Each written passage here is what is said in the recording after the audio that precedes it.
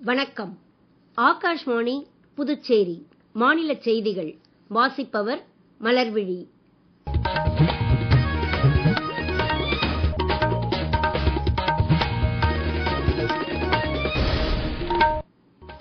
தலைப்புச் செய்திகள். முன்னேறிய நாடாக இந்தியாவை மேம்படுத்துவதில் வெளிநாடு வாழ் இந்தியர்களின் பங்கு மிக முக்கியமானதாக இருக்கும் என பிரதமர் திரு நரேந்திர மோடி கூறியுள்ளார். தொழில்நுட்பங்கள் மூலம் பசுமை எரிசக்தி துறையை லாபகரமானதாக மாற்ற முக்கிய கவனம் செலுத்தப்படுவதாக புதுப்பிக்கவல்ல எரிசக்தி துறைக்கான மத்திய அமைச்சர் திரு பிரஹ்லாத் ஜோஷி கூறியுள்ளார். துணைவேந்தர் நியமனம் தொடர்பான புதிய விதிமுறைகளை பல்கலைக்கழக மானியக் குழு விலக்கிக் கொள்ள வேண்டும் என கோரி தமிழக சட்டமன்றத்தில் இன்று தீர்மானம் நிறைவேற்றப்பட்டது. புதுச்சேரி துணைநிலை ஆளுநர் திரு கைலாஷ்நாதன் வரும் 16ஆம் தேதி காரைக்காலில் காரைக்கால் கார்னிவல் கலை விழாவை தொடக்கி வைக்கிறார். இனி விரிவான செய்திகள். 2047ஆம் ஆண்டிற்குள் முன்னேறிய நாடாக இந்தியாவை மேம்படுத்துவதில் வெளிநாடு வாழ் இந்தியர்களின் பங்கு மிக முக்கியமானதாக இருக்கும் என பிரதமர் திரு நரேந்திர மோடி கூறியுள்ளார். இன்று ஒடிசா மாநிலம் புவனேஸ்வரில் வெளிநாடு வாழ் இந்தியர் தின மாநாட்டை முறைப்படி தொடக்கி வைத்து உரையாற்றிய அவர், இந்தியா வளர்ச்சி மட்டுமின்றி உலக அளவிலான வளர்ச்சியிலும் வெளிநாடு வாழ் இந்தியர்கள் முக்கிய பங்காற்றி வருவதாக கூறினார். உலகிற்கான இந்தியாவின் தூதுவர்களாகவே வெளிநாடு வாழ் இந்தியர்கள் செயல்பட்டு வருவதாகவும், வெளிநாடு வாழ் இந்தியர்களின் சாதனைகளால் நாடே பெருமிதம் அடைவதாகவும் அவர் குறிப்பிட்டார். இந்திய கலாச்சார மாண்புகள் உலக அளவில் மரியாதை பெற்று வருவதற்கு வெளிநாடு வாழ் இந்தியர்களே காரணம் என்று பிரதமர் திரு நரேந்திர மோடி கூறினார். கடந்த 10 ஆண்டுகளில் உலகத் தலைவர்கள் பலரை தாம் சந்தித்திருப்பதாகவும், இவர்கள் அனைவருமே வெளிநாடு வாழ் இந்தியர்களை பாராட்டுவதாகவும் அவர் தெரிவித்தார். பிரதமரின் உரை குறித்து மேலும் சில தகவல்கள். இந்தியாவில் கடந்த 10 ஆண்டுகளில் 25 கோடி மக்கள் வறுமையில் இருந்து மீட்கப்பட்டுள்ளதாக வெளிநாடு வாழ் இந்தியர் தின மாநாட்டின் தொடக்க விழாவில் பிரதமர் கூறினார். புதுப்பிக்கவல்ல எரிசக்தி, போக்குவரத்து உள்ளிட்ட பல்வேறு துறைகளில் இந்தியா வேகமாக முன்னேறி வருவதாகவும், விரைவிலேயே வெளிநாடு வாழ் இந்தியர்கள் இந்தியாவில் தயாரிக்கப்பட்ட விமானம் மூலம் தாயகத்திற்கு வந்து செல்ல முடியும் என்றும் கூறினார். இந்தியாவின் மக்கள் தொகையில் இளைஞர்கள் அதிகம் என்பதால் இளைஞர்களின் உள்ளாற்றலை முழுமையாக பயன்படுத்திக் கொள்ளவே திறன் மேம்பாட்டு திட்டங்களில் அரசு முக்கிய கவனம் செலுத்தி வருவதாக பிரதமர் தெரிவித்தார். இன்றைய தினம் மகாத்மா காந்தி தென்னாப்பிரிக்காவில் இருந்து தாயகம் திரும்பிய நாள் என்பதை பிரதமர் சுட்டிக்காட்டினார். நாட்டில் விரைவிலேயே பொங்கல் உள்ளிட்ட பண்டிகைகள் வர இருப்பதால் பண்டிகை காலத்தில் வெளிநாடு வாழ் இந்தியர்கள் தாயகத்தில் இருப்பது மகிழ்ச்சிக்குரியது என்று பிரதமர் கூறினார். வெளிநாடு வாழ் இந்தியர் தின மாநாட்டின் ஒரு பகுதியாக மத்திய அரசு மற்றும் ஒடிசா மாநில அரசின் பல்வேறு துறைகளால் ஏற்பாடு செய்யப்பட்டுள்ள கண்காட்சி அரங்குகளை விழாவின் போது பிரதமர் திறந்து வைத்தார். வெளிநாடு வாழ் இந்தியர்களின் புனித யாத்திரைக்கான பிரவாசி பாரதிய எக்ஸ்பிரஸ் சிறப்பு ரயிலை மெய்நிகர் முறையில் அவர் கொடியசைத்து தொடக்கி வைத்தார். டெல்லி நிஜாமுதீன் ரயில் நிலையத்திலிருந்து புறப்படும் இந்த ரயில் 3 வார பயணத்தில் வெளிநாடு வாழ் இந்தியர்களை நாட்டின் பல்வேறு புனித தலங்கள் மற்றும் சுற்றுலா தலங்களுக்கு அழைத்துச் செல்லும். மத்திய அமைச்சர்கள் டாக்டர் ஜெய்சங்கர், திரு ஜோயல் ஓராம், திரு அஸ்வினி வைஷ்ணவ், ஒடிசா ஆளுநர் திரு ஹரிபாபு கம்பம்பதி, மாநில முதலமைச்சர் திரு மோகன் சரண் மாஜி உள்ளிட்டோர் நிகழ்ச்சியில் கலந்து கொண்டனர். நாட்டின் மோட்டார் வாகன உற்பத்தி துறை 4.5 கோடிக்கும் மேற்பட்ட வேலை வாய்ப்புகளை வழங்குவதால் பொருளாதார வளர்ச்சியில் இத்துறையின் பங்கு மிக முக்கியமானது என்று மத்திய சாலை போக்குவரத்து மற்றும் நெடுஞ்சாலை போக்குவரத்து அமைச்சர் திரு நிதின் கட்கரி கூறியுள்ளார். இன்று மத்திய பிரதேஷ் மாநிலம் பிதம்பூரில் மோட்டார் வாகனங்களின் பரிசோதனைகளுக்கான நாட்ராக்ஸ் தேசிய தடத்தில் நடைபெற்ற நிகழ்ச்சியில் அவர் உரையாற்றினார்.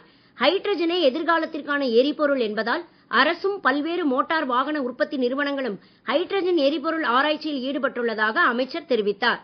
தற்போது எரிசக்தி இறக்குமதி நாடாக உள்ள இந்தியாவை எரிசக்தி ஏற்றுமதி நாடாக மாற்றும் நோக்கத்துடன் மாற்று எரிசக்தி ஆதாரங்களை அரசு தொடர்ந்து ஊக்குவித்து வருவதாக அவர் மேலும் கூறினார்.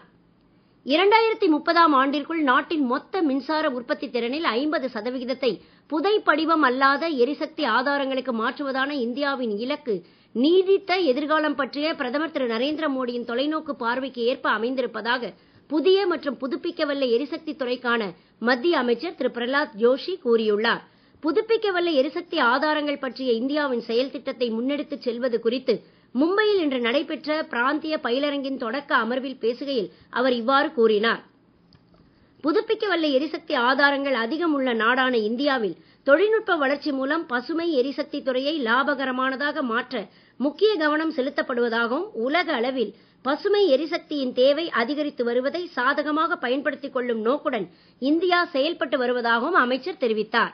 இணையமைச்சர் திரு ஸ்ரீபத் எஸ் ஏ நாயக் இந்நிகழ்ச்சியில் பேசுகையில், பிரதமர் திரு நரேந்திர மோடி தலைமையின் கீழ் நாட்டின் சோலார் மின் உற்பத்தி துறையில் புரட்சிகரமான மாற்றங்கள் ஏற்பட்டு வருவதை பாராட்டினார்.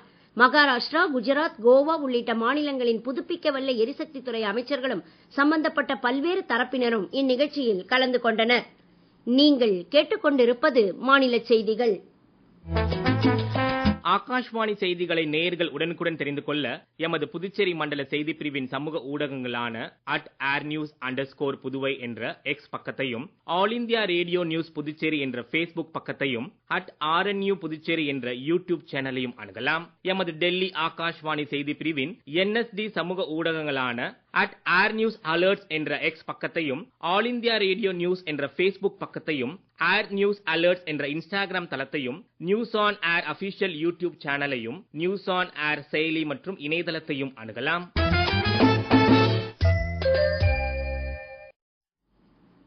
செய்திகள் தொடர்கின்றன. பல்கலைக்கழக துணைவேந்தர் நியமனம் தொடர்பான புதிய விதிமுறைகளை பல்கலைக்கழக மானியக்குழு விலக்கிக் கொள்ள வேண்டும் என கோரி தமிழக சட்டமன்றத்தில் இன்று தீர்மானம் நிறைவேற்றப்பட்டது. முதலமைச்சர் திரு மு.க. ஸ்டாலின் இந்த தீர்மானத்தை அவையில் கொண்டு வந்து பேசுகையில், பல்கலைக்கழக மானியக்குழுவின் வரைவு விதிமுறைகள் ஜனநாயக கொள்கைகளையும் மாநில அரசுகளின் அதிகாரத்தையும் மீறும் வகையில் அமைந்திருப்பதாக கூறினார். பிஜேபி சட்டமன்ற குழுவின் தலைவர் திரு நயினார் நாகேந்திரன் தீர்மானத்தை ஆட்சேபித்து பேசுகையில், திருத்தங்களுக்கு பதிலளிக்க மாநில அரசுகளுக்கு போதிய அவகாசம் இருப்பதாகவும், பிரச்சினை பற்றிய மாநில பிஜேபியின் கவலைகள் மத்திய அரசிடம் தெரிவிக்கப்படும் என்றும் கூறினார். தொடர்ந்து பிஜேபி உறுப்பினர்கள் வெளிநடப்பு செய்தனர். பின்னர் தீர்மானம் அஇஅதிமுக, பாமக உள்ளிட்ட எதிர்க்கட்சிகளின் ஆதரவுடன் அவையில் நிறைவேற்றப்பட்டது. காரைக்காலில் மகளிர் சுய உதவிக் குழுவினர் மூலம் தயாரிக்கப்பட்ட பொருட்கள் அடங்கிய பொங்கல் அங்காடி மற்றும் கிராம சந்தையை புதுச்சேரி குடிமைப்பொருள் வழங்குதுறை அமைச்சர் திரு PRN திருமுருகன் இன்று திறந்து வைத்தார். மாவட்ட துணை ஆட்சியர் திரு அர்ஜுன் ராமகிருஷ்ணன் மற்றும் வட்டார வளர்ச்சித்துறை உள்ளிட்ட அரசுத்துறை அதிகாரிகள் இந்நிகழ்ச்சியில் கலந்து கொண்டனர். புதுச்சேரி அரசின் சுற்றுலாத்துறையும் கலை பண்பாட்டுத்துறையும் இணைந்து ஏற்பாடு செய்துள்ள நடப்பாண்டிற்கான காரைக்கால் கார்னிவல் கலை விழா காரைக்காலில் வரும் 16 முதல் 19ஆம் தேதி வரை நடைபெற உள்ளது. 16ஆம் தேதியன்று மாலை துணைநிலை ஆளுநர் திரு கைலாஷ்நாதன் இவ்விழாவை தொடக்கி வைக்கிறார். இது குறித்து கூடுதல் விவரங்கள். காரைக்காலில் நடைபெறவுள்ள 4 நாள் காரைக்கால் கார்னிவல் விழாவின் ஒவ்வொரு நாளிலும் புகழ்பெற்ற பின்னணி பாடகர்கள், இசையமைப்பாளர்கள் மற்றும் நாட்டுப்புற இசைக்கலைஞர்களின் இசை நிகழ்ச்சிகளும், புதுச்சேரி மற்றும் பல்வேறு மாநில கலைஞர்களின் கலை நிகழ்ச்சிகளும் இடம்பெற உள்ளன. 16ஆம் தேதியன்று மதியம் காரைக்காலில் மாபெரும் கலாச்சார சாலை பவனியும், 17ஆம் தேதி காரைக்கால் கடற்கரையில் நாய்கள் கண்காட்சியும் நடைபெறும். 18ஆம் தேதியன்று மினி மாரத்தான் போட்டியும், அன்றைய தினம் மாலை கட்டுமர படகு போட்டியும் நடத்தப்படும். வரும் 14ஆம் தேதி முதல் 19ஆம் தேதி வரை காரைக்காலில் மாவட்ட அளவிலான கிரிக்கெட், கால்பந்து, கபடி, டென்னிஸ் உள்ளிட்ட விளையாட்டுப் போட்டிகளும் நடைபெறும் என காரைக்கால் மாவட்ட நிர்வாகம் அறிவித்துள்ளது. புதுச்சேரி மாவட்ட ஆட்சியர் திரு குலோத்துங்கன் இன்று காலை அரியாங்குப்பம் ஆரம்ப சுகாதார நிலையத்தில் திடீர் ஆய்வு மேற்கொண்டார். மருத்துவர்கள் மற்றும் செவிலியர்கள் அருகில் உள்ளார்களா என்பதையும், நோயாளிகளுக்கு தேவையான மருந்துகள் மற்றும் அடிப்படை வசதிகள் உள்ளதா என்பதையும் அவர் ஆய்வு செய்து சிகிச்சையின் தரம் குறித்து நோயாளிகளிடம் கேட்டறிந்தார். இது குறித்து கூடுதல் விவரங்கள். புதுச்சேரி மாவட்ட ஆட்சியர் திரு குலோத்துங்கன் அவர்கள் இன்று காலை அரியாங்குப்பத்தில் உள்ள ஆரம்ப சுகாதார நிலையத்தை திடீரென ஆய்வு மேற்கொண்டார். மருத்துவர்கள் மற்றும் செவிலியர்கள் பணியில் உள்ளார்களா என்பது குறித்தும், சிகிச்சைக்கு வரும் பொதுமக்களுக்கு தேவையான மருந்துகள் உள்ளனவா என்பதை குறித்தும் அங்குள்ள செவிலியர்களிடம் கேட்டறிந்தார். மேலும் இன்று மருத்துவர்கள் மற்றும் செவிலியர்கள் சரியாக பணிக்கு வந்துள்ளனா என்பது குறித்து அங்கிருந்த வருகை பதிவேடை எடுத்து ஆய்வு செய்த அவர், மருத்துவமனையில் உள்ள ECG உள்ளிட்ட கருவிகள் இயங்குகின்றனவா என்பது குறித்தும் ஆய்வு மேற்கொண்டார். மேலும் அங்கு சிகிச்சை பெற்று வரும் நோயாளிகளுக்கு முறையான சிகிச்சைகள் அளிக்கப்படுகிறதா என்பது குறித்தும் கேட்டறிந்த அவர், நோயாளிகளை காக்க வைக்காமல் சீக்கிரமாக மருத்துவ உதவிகளை செய்ய வேண்டும் என்றும், பணி நேரங்களில் மருத்துவர்கள் மற்றும் செவிலியர்கள் கட்டாயம் பணியில் இருக்க வேண்டும் என்றும் எச்சரிக்கை விடுத்தார். ஆகாஷ்வாணி செய்திகளுக்காக கந்தன் கருணாகரன். மீண்டும் தலைப்புச் செய்திகள். முன்னேறிய நாடாக இந்தியாவை மேம்படுத்துவதில் வெளிநாடு வாழ் இந்தியர்களின் பங்கு மிக முக்கியமானதாக இருக்கும் என பிரதமர் திரு நரேந்திர மோடி கூறியுள்ளார். தொழில்நுட்பங்கள் மூலம் பசுமை எரிசக்தி துறையை லாபகரமானதாக மாற்ற முக்கிய கவனம் செலுத்தப்படுவதாக புதுப்பிக்கவல்ல எரிசக்தி துறைக்கான மத்திய அமைச்சர் திரு பிரகலாத் ஜோஷி கூறியுள்ளார். துணைவேந்தர் நியமனம் தொடர்பான புதிய விதிமுறைகளை பல்கலைக்கழக மானியக்குழு விலக்கிக் கொள்ள வேண்டும் என கோரி தமிழக சட்டமன்றத்தில் இன்று தீர்மானம் நிறைவேற்றப்பட்டது.